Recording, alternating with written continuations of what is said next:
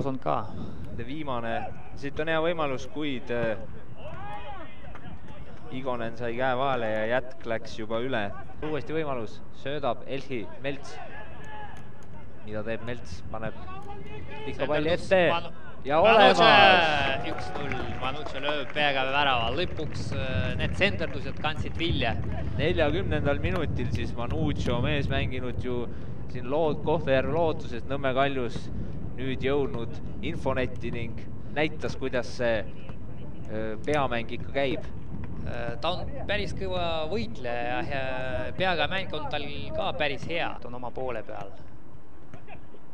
Konstantin Nahk, ilus sööt sinna ette. Kas tuleb üks filigraanne senderdus ka otsa veel? Hea sööt ja 2-0 on Manucho teine värav täna. Manucho lööb oma teise värava. Ja nii lihtsalt see jalgpall käibki. Anna ainult söötu ja löö pall väravas. Ja praegu Malov kasutas ära ruumi, mis oli vasaku kaitsja selja taga. Jällegi tõusis nagu esimesel poolel, ta väga tihti tõusis ja andis ohtlikud senderdused. Samamoodi oli palju Konstantin.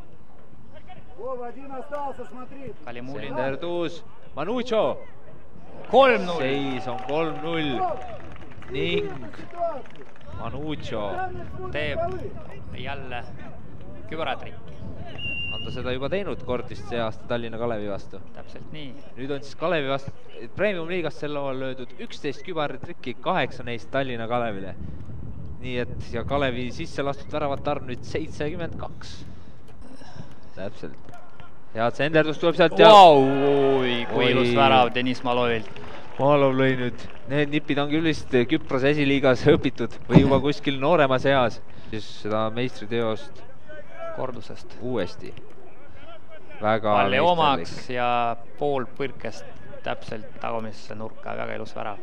Kui poolel nägi ikkagi Saaras jah võtab palli. Nüüd saab näidata oma jooksukirust, kuid annab väga hea söödu Manuchole, kes jookseb kukepalliga võrdselt. Läheb ning seis on 5-0. Ja Manucho lööb oma 4. värava selles mängus. Suurepärane, kõnnib sinna väravalipu poole. Nurgalipu poole, puhkab veidi. Ja selline see tähistus oligi. Ja keegi jah, nagu ei tule õnnitlema teda, ainult saarlast tuli. Noh,